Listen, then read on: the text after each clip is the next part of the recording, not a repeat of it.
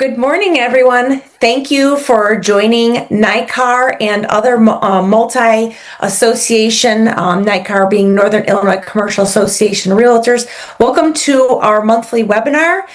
We have multiple webinars and opportunities to participate in NICAR.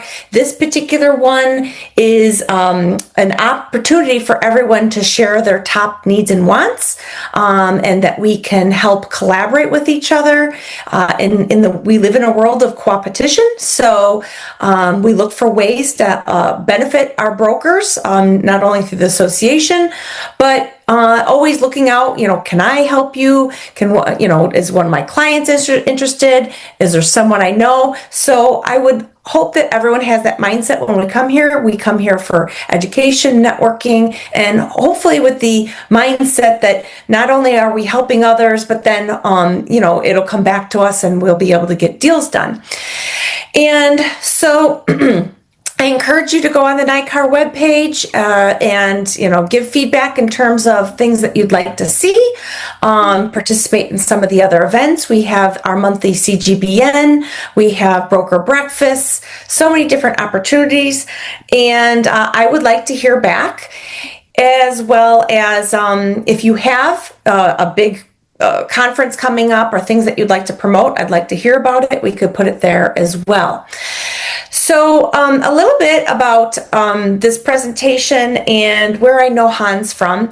As some of you know, I participate in a lot of different forums, not just NICAR. I'm going to CCIM events. I go to MIPIM, to international events. Just like many of you, going to lots of different things. Well, I met at Hans at ARIA, and that is Associated Real Estate of Americas. And it's a really great opportunity to network with practitioners, both commercial and residential, across the U.S. I don't really know if we have many outside of the U.S., but we do regularly get together once a month with educational pieces, networking via Zoom. And then we also have a once-a-year retreat, which is always really refreshing and enlightening to get together with other brokers and learn from each other. And then, of course, we are always, because of our monthly meetings, Hans is always super gracious and is once a month providing us with content through the commercial Zoom. And I noticed about a month or two ago, I couldn't come. Actually, I think it was just this past month. I was unable to attend because I was in Italy for FIAPSI, which was a really great trip. Thank you very much. And he talked about issues affecting the real estate industry. And I said, hey, could you do that for our forum as well? One, because I couldn't make it, so I wanted to hear the presentation, but I thought it would be very useful for all of us. So he has a very great past. I'm the one with the checkered past, right? But he has I won't go into his whole bio. That's on our page. But he is a very esteemed broker with lots of accolades, and he really knows so much about commercial content. And that's why I asked him, I'm like, you should be on the radio, or you should putting this out to the whole world, not just for us at ARIA. But I'm very thankful either way that he does it for ARIA as well as he's here for us today. So Hans, without further ado, if you can tell us what's happening in our commercial real estate industry. Well, thank you so much, Teresa. So I am in San Francisco, and I've been a commercial broker now since 1984, and I own a commercial real estate company, strictly brokerage, since 1991. We started with 7 partners. Now it's just me, and my son is with me as well. And we cover office, industrial, retail, investments, hospitality. And we're also part of a network called TCN Worldwide, which has offices throughout the United States. So I do speak at different venues, and this topic was our venue at ARIA last month. And I'll start off by this. Since that presentation, I was fortunate enough to go to my 55th anniversary of my junior high school. And I don't know about any of you on this call, but typically you don't go to a reunion for junior high school, let alone a 50 and 55. But I happened to go to a interesting junior high in the Sunset District of San Francisco, I am on the tail end of the baby boomers. So the baby boomers, I'm right in that age-wise, 1948 to 1964. But I would say that my life was not affected as much by the hippies because they were kind of, that era ended as we were going on. But my school happened to be into either two things. You either study or you go into rock and roll bands. So our school had Tower of Power, War, Journey. A lot of our classmates happened to be in there, and now they're all in their late 60s, early 70s. And what do we see now? Well, we see the effect that I'm the only one still working that was in that group, and there was a lot of health issues going on. And the most intelligent guy, I was privileged to be from elementary school through college with him, was a guy that became a very, very successful attorney. And he showed up with a long ponytail that went down his back, tied down, and a little overweight. And that brings us to this topic. So, why do we bring this up? So, let's see here. Okay. Why isn't this moving? Hold on a second. There we go. Is the first topic affecting real estate today is the aging population. And that population, when you start talking about the folks from the 60s through the 70s, their desires, their wishes are very, very different than their forefathers before them. And as a result of that, what's affecting real estate is going to be this demand on senior housing, assisted living, and smaller accessible units. And there's definitely going to be a decline for larger single-family homes as the next generation after us and the next generation after that, their concept of having a home is very, very different than what it was for us growing up as a kid of the 60s and 70s. So single-family homes, larger single-family homes, it's going to be very interesting to see how they're impacted in terms of their value, whether they stay in value and continue with their values, or they go down. We are the last generation that probably would buy from brick and mortar to the extent that we would rely on brick and mortar to buy everything. We were the last that probably bought jeans at a store or shoes or willing to buy higher end items, including Louis Vuitton. Those days are probably gone. And as a result of that, that affects real estate, particularly retail real estate. Healthcare, we need to be taken care of. There was a lot of issues going on in that junior high school meeting, a lot of shaking going on, a lot of issues, and we're going to need to be taken care of. And we expect very differently than our forefathers that we expect that we're probably going to be living on our own and not with our kids taking care of us. So as a result of that, there's going to be heavy demand on healthcare real estate, definitely medical office, outpatient centers, wellness centers, urgent care facilities. That is all going to be a big deal because of the aging population. You're going to start seeing pensioners increasingly liquidate their investment assets in favor of income. And they're going to shift away from growth-oriented real estate. We're seeing that big time now in the Bay Area, and I'm sure across the country, where our kids don't want the real estate. An example, a friend of mine just sold 5 different properties, all small stuff, all the smaller apartments, 2, 3, 4 units. Very successful kids, one in the East Coast, one in the West Coast. They live in San Francisco. He goes to their kids and say, it's time for you to take over these assets, all paid for, generating income, and neither one of them wanted the real estate. So as a result, they decided to liquidate everything, put it into income-producing funds, and now are out of real estate. And that, if you multiply that across the country, as far as the interest in real estate to develop wealth, that probably is going to take a significant change here with the next generations coming about. And then the next one, and this is a biggie, we're going to be at 80 million people as considered an aging population by the 2040, which is double where we are today. So that means, you're going to have more people that are older, that's going to be a very different requirement of all the stuff that we just discussed. So what else is some of the problems? I happen to be in California, a blue state. You have the same problem in Illinois, in a blue state, funding the public employee retirement systems. Technically, San Francisco and the state of California is broke. We have no way to fund the public employee and pension fund systems. San Francisco is making a major turnaround, thank God, and that's been driven by AI. But the reality is that I think we came very, very close to a bankruptcy situation here, and I'm not sure that we're not still there, but maybe we can grow ourselves out of it. But here's the problem. Employee pension funds don't go away in a bankruptcy situation. So if you're in the state of Illinois, the state of California, and you're running in the red, this employee pension funds have to be funded. And most state organizations are well below the threshold to meet their healthy demand on public employee retirement systems.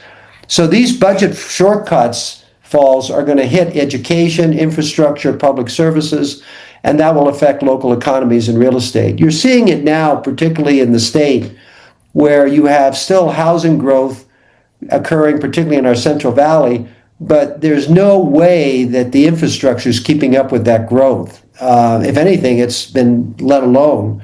And as a result of that, you're going to start creating more and more impact on roads and things like that that are no longer going to be able to meet the demand of the areas around it.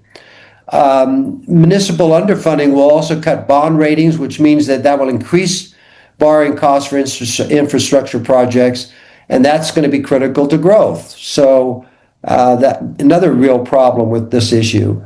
And then trying to restructure benefits, increasing employee contributions and developing public-private partnerships to stabilize systems, all great, but it's not an easy fight to restructure benefits. Unions are in the business of servicing their members, and if it's very difficult to pull something after you get it, and that's a problem for the future aspect of the new people entering the system and then entering that public employee retirement system. So public-private pension fund levels have dropped 72% in 2023, down from pre-2000 of 100, nearly 100%. So that means we're underfunding by over 25%, and that's in 2023. That's not a recent number. The next one is student debt, another big hit on real estate. The average borrower today owes $37,000, and that's delaying their ability to buy a home. And younger workers are renting more, and you're starting to see, more families, even as they start developing with their first kids, are not buying. They just can't afford to in an area like San Francisco. So they're going into rental markets. They're not necessarily going into homes. They're going into apartments, condos, kind of community living arrangements because it's cheaper and affordable. But then now you're going to be raising kids in a high density area versus, the single family home with a fence around it. Then you also have high loan repayments, which cuts back on income, which means what? I have less money to spend for my little Starbucks coffee or clothing or whatever else to support retail and hospitality. I can't go on trips because I don't have any money. And the lifestyle sector, to try to dress well and whatever, I'm struggling with that. And that's part of the reason why I think the generation today has really become more minimalist in nature. It's just they simply don't have the resources to go into it, so they just push it out and they're not looking at it. And I think long-term economic growth slows consumer confidence, and when consumer confidence weakens, obviously they don't go out and buy. And if they don't buy, that means the retailers are struggling, and that means real estate struggles. Interestingly enough, if you look at the debt structure, $1.6 trillion nationally in 2023, and that will definitely drag down the economy. The next thing is infrastructure funding and U.S. competitiveness. So I think with our latest push with our current president, to bring things back to the United States, I think that's great. But throughout the United States, from the Rust Belt to Illinois to California to other states, we have aging highways, bridges, water systems, and our energy systems, particularly today with the need to be competitive with our electrical needs for data and so forth. We're just not keeping up with the demand, and we're certainly not keeping up with maintaining our infrastructure. And as a result of that, that's going to come back to haunt us for sure. The infrastructure gaps, again, make us weaker against our competition, i.e., around the world. And so as a result of that, without infrastructure investment, we'll fall further and further behind. And unfortunately, when it comes to infrastructure, it's not a sexy thing to invest in. I know in San Francisco, it's been at least 10 years since we had a bill to invest in our infrastructure. The most latest one, again, 10 years ago, was to replace our old aging sewer system, and it got voted down. So as a result of that, we're still, basically patching old systems, and that's a problem. Public-private partnerships could be very, very interesting. So Mayor Lurie, again in San Francisco, who came in January, has just done a fantastic job turning San Francisco around. And he raised $100 million in public-private partnerships in the first quarter. Now, he is the heir to the Levi Strauss industry. He's got a lot of friends. And this $100 million is to go exactly into bridging the gap on infrastructure, beautification, and so forth of our downtown. So he did that through public-private partnerships. So throughout the United States, that's an area that definitely has potential to get things done that otherwise could not be done. You're starting to see infrastructure where the cost of logistics and warehousing, urban development has become so expensive that they're moving out of town. California is an exodus state. We keep losing industry. Right now, we've lost another oil refinery, and it's all part of the political decision on climate change. But now they're going backwards and say, well, we were only kidding. We didn't want you to leave. We want you to stay. But once the decisions are made, it's tough. So across the country, you're seeing where large data centers and so forth are going where? They're going to Mississippi, where that state has low labor costs, but more importantly is they've invested in their electrical infrastructure, and they won the Amazon Data AI data center. In fact, there's a second one being built there. And I think you're going to see states like that have taken the initiative to realize, look, we can play in this arena. We can win because we've got a lot of resources that and the capabilities to keep costs down that other states don't have. So there could be a very fundamental shift away from heavily industrialized states of the past to areas that otherwise didn't benefit from those areas. So if you look at what the bottom research is saying is you need $2.6 trillion in investments in infrastructure alone by 2030. That's just incredible amount of money that's going to be required. And it really doesn't get a lot of attention like it should. Because again, you talk infrastructure versus, social causes or whatever. It's just not. It's not going to get people to look at social media and say, "Wow, we got to invest in social media." So it doesn't happen. Sorry about that.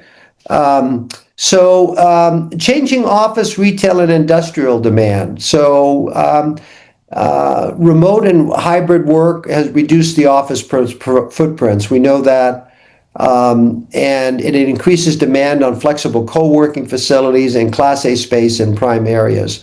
So how it's really impacting us, we're in a boom right now because of AI, but it's tough deals to make for landlords as well as brokers for that matter, because Most of these deals are 1 to 2 year terms. And that makes it very difficult for a building owner to refinance their buildings because obviously banks look for 3, 5, 10 year terms. Those are not being made right now. It's all shorter term deals as they're trying, even conventional businesses that are trying to get their employees back, they don't want to obligate themselves to long-term deals because they just don't know if they can get everybody back and what that's going to look like. There's definitely an element of uncertainty in office. Although people are coming back, a lot of them want to come back. It's still unclear as to where the office market will be in the next 2 to 5 years. Retail, believe it or not, there is a major shortage of prime retail right now. I saw that at the ICSC convention where people were talking about shortages. It's hard for me to understand given the fact that I'm in the major Union Square area of San Francisco, and we've got vacancies all around us. But true across the country, retail is in demand, and there's also the shift into distribution fulfillment centers, which is reducing the need for traditional malls. So street retail, urban retail, that's winning. You know, the old days where I want to leave my apartment, go downstairs and eat at a restaurant or whatever, that's kind of back again because of what we're talking about, where the generation today can't afford a home, so they tend to be in apartments. So they don't want to stay in apartments, they want to be on the street. And so they're going to cafes, they're going to restaurants, they're going to gyms. So those urban street retail is doing very, very well across the United States.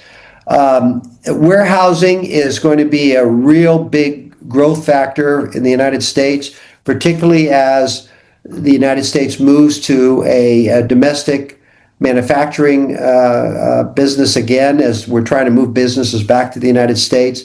That's all going to require new warehouse spaces. However, it could impact dramatically the ports around the United States. So, for instance, LA, which is the main hub of Pacific Maritime, that may suffer as we, are reducing our ties to China and Asia.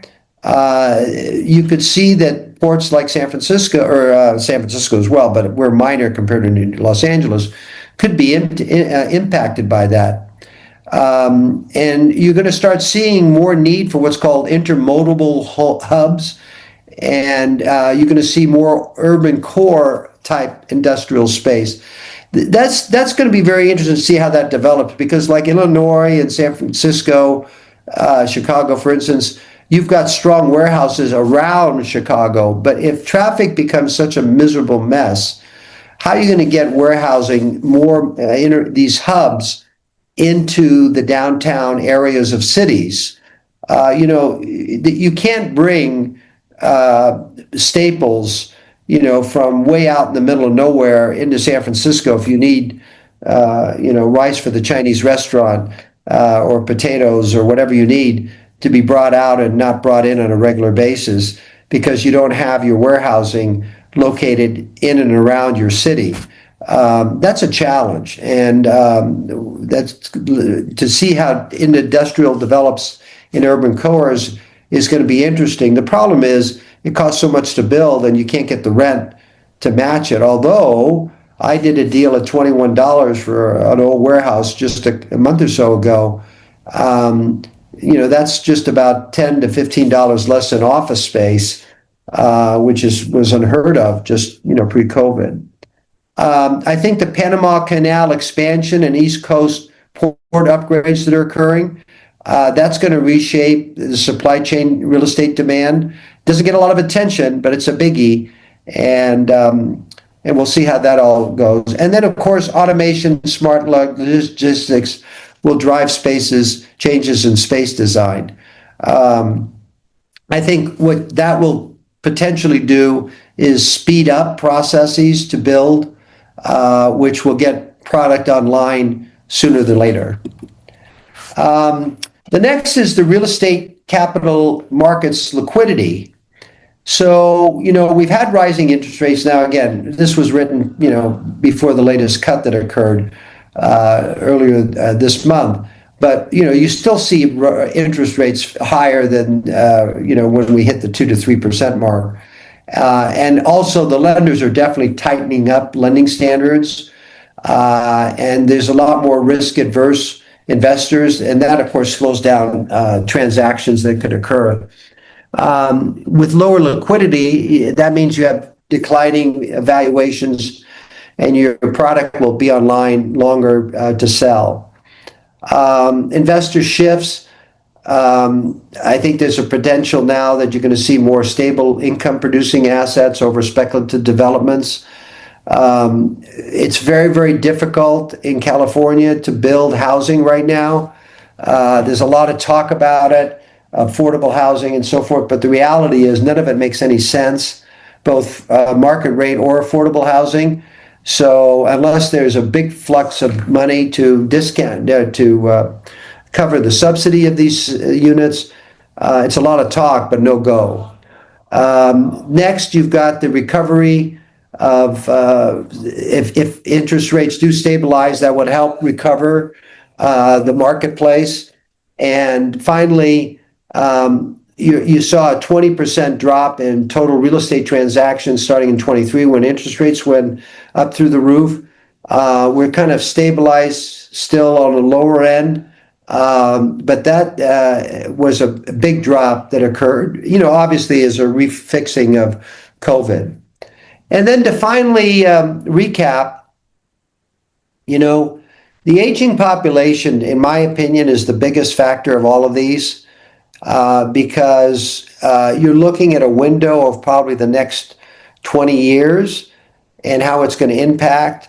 And what are you going to do with, my generation's real estate? So, for instance, Union Square, we have all of these empty stores, and you'll see this in the urban market. It's not so simple to say, well, let's just repurpose it. But these stores are built for retail. It's not built for residential.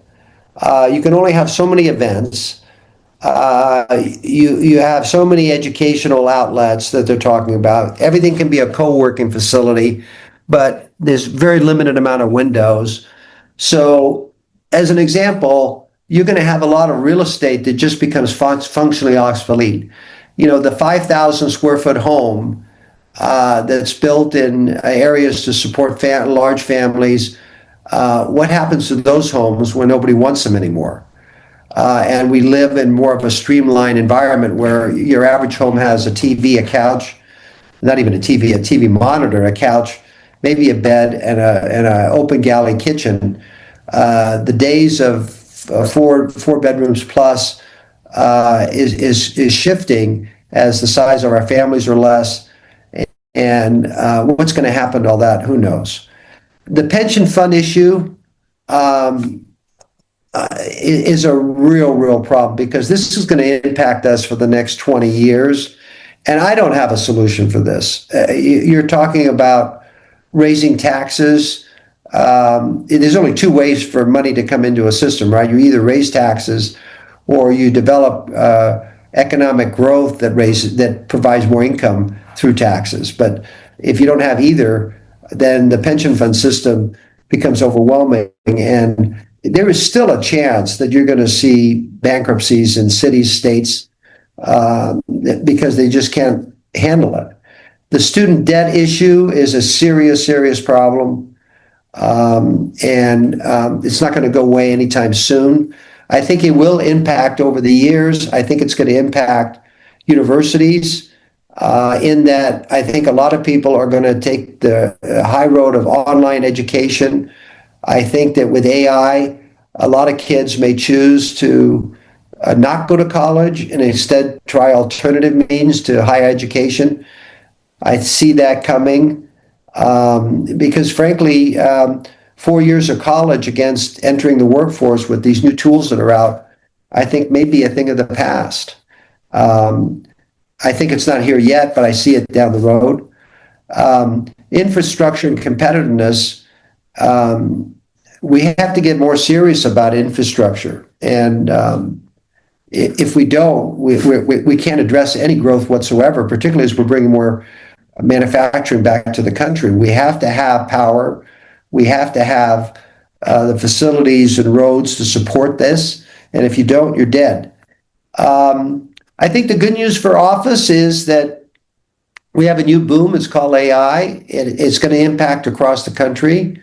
I think it's very early to tell how that impact will happen because unlike the dot-com boom where they were creating something that was different, in AI, it's really more service-related companies that are using ChatGPT to build a service more so than create something that's brand new. So it's going to be very interesting to see how, if that has legs to take us to build, the next Googles of the world. The capital market liquidity is very interesting because I think that banks, can't move as fast. And I think family offices, private equity funds, high net worth individuals could replace a lot of the capital markets today because they're not burdened by restrictions. So I see those guys maybe stepping up more into the real estate world. We're certainly seeing it in California, at least in San Francisco. The family offices that nobody even heard of are now becoming buyers.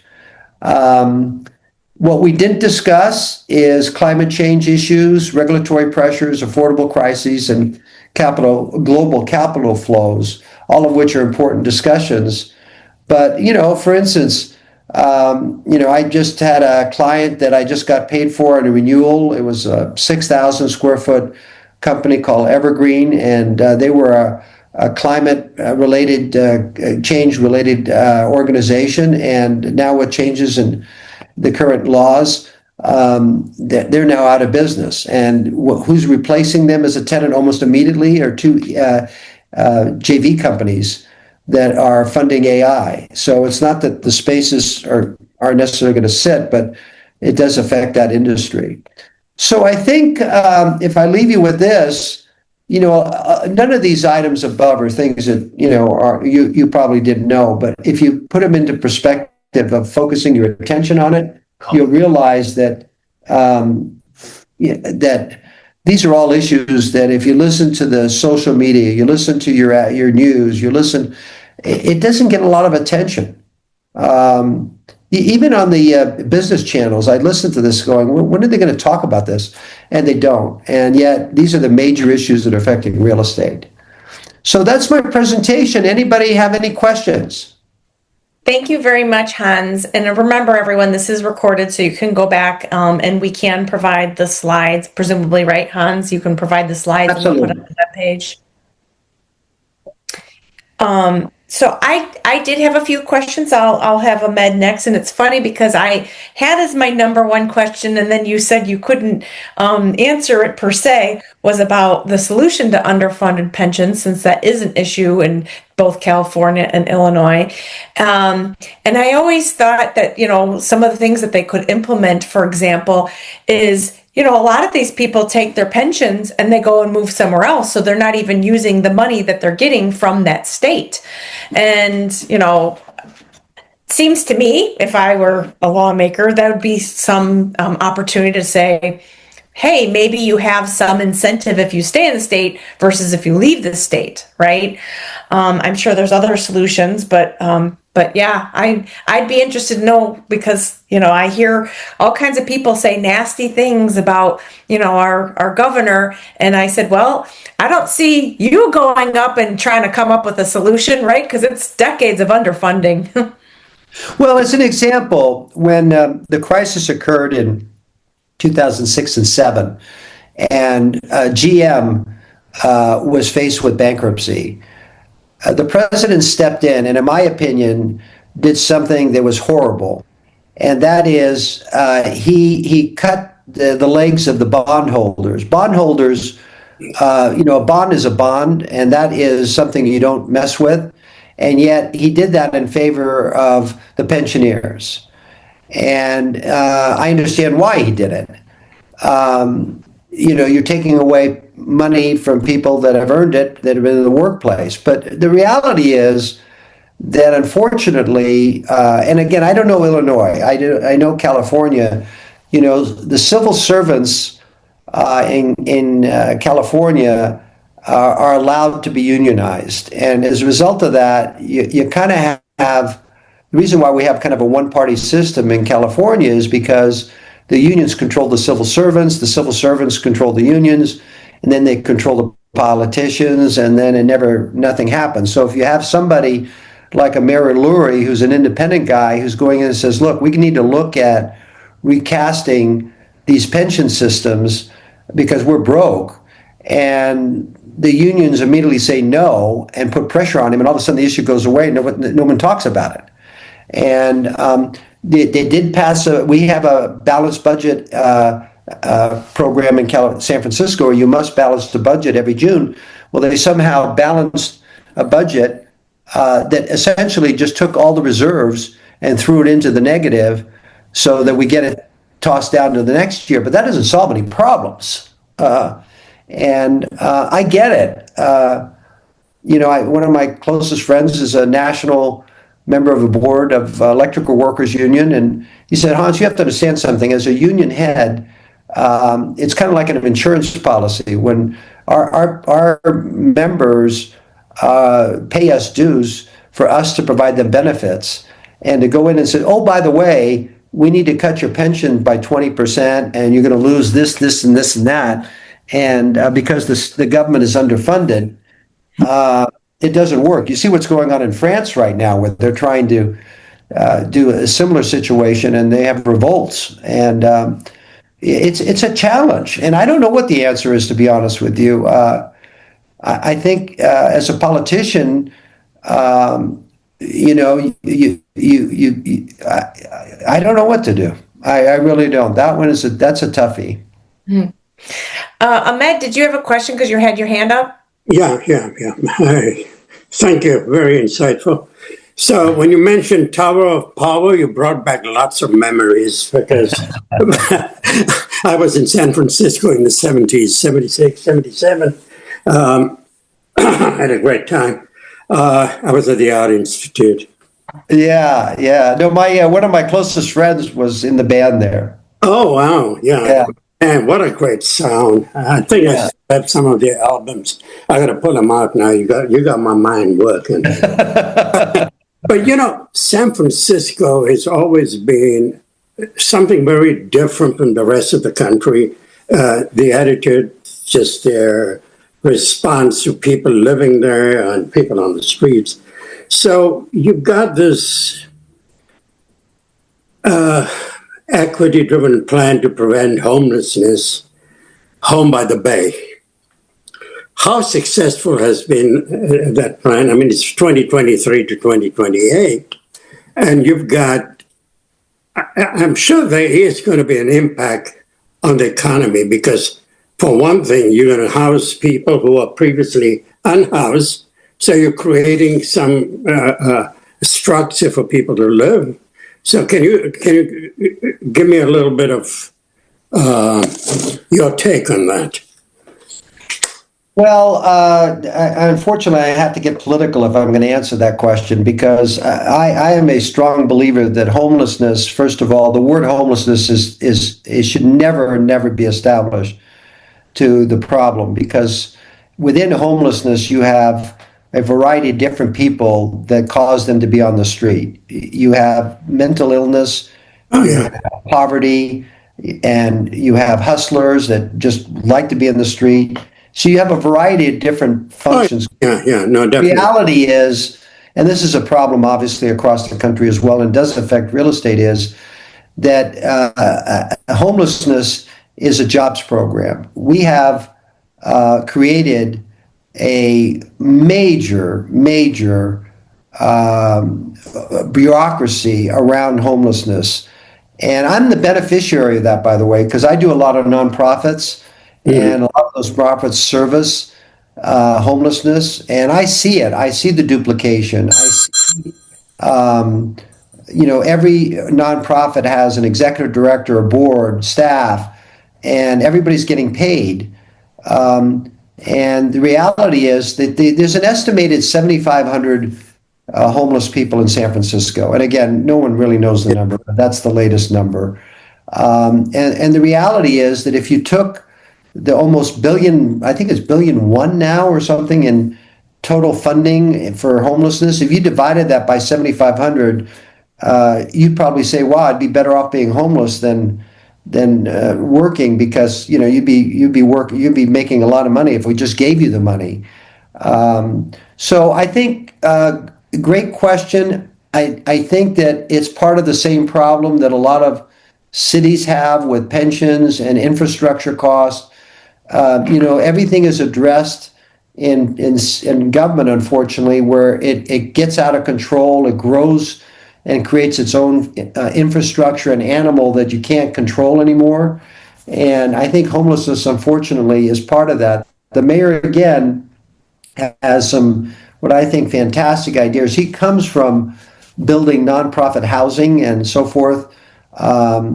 So he's got some really good ideas. Again, the issue is he's butting against a strong infrastructure that of people and businesses and nonprofits that are putting pressure on him the wrong way, in my opinion. I don't know if that answers your question, but well, yeah, I mean, well, to an extent, yes, but I mean, you're correct. It's a very complex issue. Even in that time in the 70s, a lot of folks who were returned from Vietnam, and these guys got no help at all. Yeah. And I knew some, living very close to some of these folks. I saw them daily walking down Powell Street or going to Union Street, and just in bad shape. And it was sad, for me coming from. Yeah, you know what? I don't know what the mayor has done, but in the short period of, he came into office in January. I can tell you right now, my offices are on Powell Street, and it is cleaned up. I went to the Orpheum Theater with my wife Friday night, and we were in City Hall, where you would typically have drug users everywhere. It was clean. It was spotless. No police. I saw nobody cleans. I don't know how they're doing it, to be honest with you. Well, that's great. Mayor, I have to tell you, is doing a fantastic job. He really is. Oh, no, that's amazing. I mean, it's a beautiful city. The whole Bay Area is really, Yeah. you got to clean it up. And I hope the Tenderloin District has been cleaned up. But just one last point, talking about music. So the three great jazz men of titles, the Duke, the Earl, and the Count. So Earl Father Hines, originally from the south side of Chicago, jazz pianist, made Oakland his home. His last U.S. concert he made was he was in Chicago in 1982. I was here for a short period of time. I came actually here to get married. And a friend of mine was backing him up as he's a bassist in the band. So spent the night at the jazz club, and then thereafter went with him to the south side of Chicago with a... Hey, Ahmed. Hey, Ahmed, can we give Dr. Tanubu a chance to ask a question? We'll do this at another time. Okay. Yeah, you'll have to tell Hans later. Dr. Tanubu, if you have a question. Hans. Yeah, thank you. Thank you very much, Teresa and Mr. Hans. Yes. You had a real issue bring things down for we that we are not living in the United States. You put lighting into our mind and you educate us more. But I just want to chip in something, because here in Nigeria, we always focus something about REITs. I don't know whether you know about REITs. So it's something I would love you to just talk a little bit about it, because I believe you have to be part of the issues that I believe is really affecting the commercial side of the practices. So if you can just analyze a little about real estate investment trusts, which is REITs, and you've done mention. I'm sorry, I didn't quite get the question. I missed out on the first part of it. You're asking about. Did I catch you were asking about REITs? I missed out. Yes, you're right about REITs. REITs, yeah. And you want to know how that would be impact. Well, that's an interesting question. REITs are like they don't look at real estate the same way as maybe a partnership or a high net worth individual may look at, in the sense that they look at assets over a longer period of time. So it's all about cash flow relief throughout the process. We are seeing a tremendous amount of interest in people wanting to buy office buildings right now, but they're not REITs. Typically, REITs do buy here. They typically buy on the top end of the market, not on the bottom end of the market. Because again, they tend to be risk adverse. So as a result, what we're seeing, at least in San Francisco, and again, very high demand of people chasing anything from notes. So we're seeing a major building just this a couple days ago, one of our larger office buildings. Lenders sold the paper to another lender, and this is JLL that handles it. Typically, you never hear of the corporate brokerage guys selling loan papers instead of assets. It's not really what JLL and CBRE and those guys had done in the past. That wasn't their role, but now they're stepping into selling paper. And so they actually sold paper from one lender to another because that particular lender did not want to own the real estate. This other lender is willing to take on that risk and work directly with the existing owner to try to make it to the next mark. But it has no interest in REITs. So I would say REITs are kind of on the sidelines right now, at least in California. I don't know about any other market. And again, they tend to buy when the market is fully operational and running. So I would say REITs are not playing right now. Yeah, and to change your number. Thank you I very have a much question for you, for Hans. that. I think And if that- Dr. Tanubu and Ahmed, you could mute yourself. Otherwise, Deanna, if you can mute them. I am really curious that we talked about the issues, but of course, one of the things that we get together for on a regular basis is, we're trying to get deals done, et cetera. So I'd like to know, where are the opportunities for brokers right now, commercial real estate brokers? Well, I would say frankly, it's a great time to get into the business right now because, COVID really chased out me. My counterparts that were, you would call the graybeards today, they're all gone. They made the decision that they weren't going to make it to that next strike. I took this as a personal challenge, so I'm still around. But I would say the educated broker is out. And it's being replaced with teams. You see this with CBRE and JLL and Cushman Wakefield. You have a senior guy, transactional guy, an entry-level guy. They work as a unit. So I would say street brokerage, which is what I do, is very much in demand right now. And it's a great time to enter the business because I think office is going to have a renaissance. And that means you're going to have more deals. We certainly see it in San Francisco. You look at New York, they're experiencing a boom as well.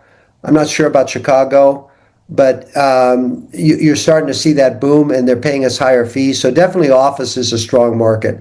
I think retail is challenging in a lot of urban areas because you're not going to represent, unless you represent the institutional guys, and they're definitely still playing, but that market has shifted a lot, and so I would say urban retail, because of code compliance issues, regulatory issues to get stores open, and again, against the risk, is tougher to make a living as a broker unless you really specialize in it.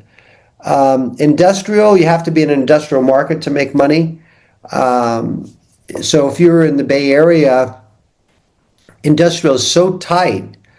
There's very few deals to be had. So you better think about, if you're going to get in industrial, you better think about doing investment sales in industrial, because to be a straight leasing broker, you really have to be kind of in the Central Valley. In Chicago, you got to be in the outlining areas.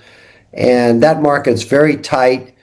A tight market doesn't do well for brokers because they don't really need us. I think investments, I think that's a play where hitting families, and again, this is where a street broker wins, because the institutional guys really don't play that market, but hitting the small families that basically are selling off their assets, as I started my conversation about my friend, that's going to happen across the country. And so hooking up with families that own multiple properties, you can make a nice amount of money doing that. Then you look at apartments, hospitality, and so forth. I think the apartment market is going to be very, very strong over the course of the next 5 years or so, because again, the shifting population of not being able to afford a home, not having the availability of homes, is putting pressure on people finding homes, so therefore they're going into apartments, condos, things like that on a rental basis. That could change. The president did come out earlier last month or two and said that he's willing to support the removal of the tax gain on home sales that would has been a stall. Basically, somebody like myself that could be interested in selling their home. I've got a problem. I've got a very large tax gain if I sell it. And even though I've got Prop 13 protection, which means that I can transfer my basis to another building, that tax burden is huge for me. And I also got a 2.75% interest factor on my loan. So that across the country is a big problem. And I know, Teresa, I know this was discussed in an area that is before Congress right now. There's all kinds of different discussions about that. But that's a biggie, because if you eliminate that, that would open up the housing market and kind of change the whole discussion. But so far that hasn't happened. All right. Does anyone else have a last question? I would say, you kind of hit all the things, but what's the biggest risk to us brokers? Well, that's a great question. I would say AI is something you've got to look at. And I say that with a big asterisk, because I use AI. This presentation was created with AI. I use AI all the time, and we're really pushing AI functions throughout our office. So the question becomes, will it replace us in the future? I would say that's something we have to be very concerned about.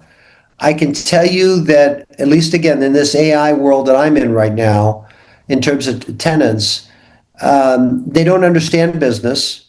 Most of them are highly educated folks, and it's their first business venture right out of college. They don't know the real estate business at all. They don't understand how we work. They don't understand how we get paid. They don't understand any of that. As an example, in the last week, 3 of the deals that I did in the last 2 to 4 months, all 3 deals, the tenants are coming back to us, all on 1-year terms, are coming back to us and says, our business model has changed. We need to hand back the keys, even though they have a lease obligation. They don't even understand what a lease obligation is. They just think they can just walk away. And this is an example of where, as brokers, our ability to educate our clients is becoming tougher and tougher and tougher, because they don't get it. They don't get what we do. So I think we have to do a much, much better job educating our clients. Otherwise, they're going to feel like we don't need us anymore. Mm-hmm. Well, that brings me, I didn't mention at the beginning, one of the other groups that I participate, and I see Eric is on here. We go to exchange groups, and everyone thinks, oh, it's just 1031, but there's a lot more that happens in the room. And I think that the number one thing that we take away is ways to help counsel our clients and help them, in listening to what their situation, because there's not a one size fits all. And, when we go and moderate these sessions and what their needs are, we talk about, okay, what is the asset that we're trying to sell or lease? And then what are some of the benefits? And then we also sometimes bring in, or many times, certainly at the exchange meetings, what does the owner want to do with the money, right? Are they willing to buy something else out on the street? Are they going to go into a DST? Are they going to put it in capital markets? Does that really make sense, from a tax standpoint for them? So, you talked about education level, but it's also experience, right? Like, what are all the different ways that we can assist? Because there's not always just one way to do a deal. And we have to be more creative. And not that ChatGPT can't give you some of those creative things, because that could happen, but having that right network, that right amount of education and experience, bringing it all together, that's where we're going to add value. Because I don't know too many people who, do a real estate transaction at this point with no people involved, right? I mean, AI really has not replaced every aspect. And even if it did replace some of the transactional things and some of the math that happens, like, for example, if you do have a CCIM designation or whatever, even if it could do some of the math, I think people still want to have someone who has experience and knowledge guide them through. Right? I hope you're right, Teresa. Because I'll tell you, some of the guys that I've seen today, they're all young kids. An example was this guy that shows up and he couldn't look me in the eye, couldn't shake my hand, didn't even give me a fist pump. And so you find out he's 20 years old. He graduated from Harvard just recently. And the first thing in my mind is, okay, so if he graduated from Harvard at 20, that means he got in at 16. That means he's a brain, right? And he informs me he's got an AI product, an AI solution, and somebody gave him $20 million. And he says, I'm going to have about 20 people in the next 90 days. And I say to myself, you can't even communicate with me. How are you going to communicate with anybody that wants to come to work here and hire 20 people? And he had no idea about how leases work or how he saw furniture. So it comes all furnished like this. Do I need to bring anything else in? When I told him, well, your internet service has to be brought in. He had no idea. No idea. Well, he can always hire a project manager that knows all those things. Yeah. It's really Big Bang Theory stuff. It's really strange because they're obviously brains, but that doesn't mean that you have a product. Now, can you turn it into a business?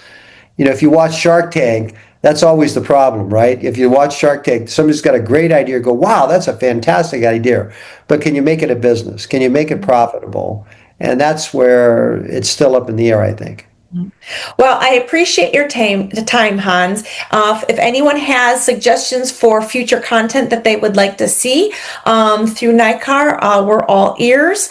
This is recorded. You will find it on the NICAR page as well as our NICAR YouTube page. Within a week, we can have the slides up.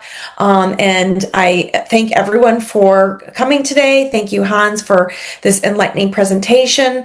And look forward to networking, but we are going to end the recorded session, so hope to see you next month, whether it be CGBN, here, CRE Broker Forum, or any of the NICAR events.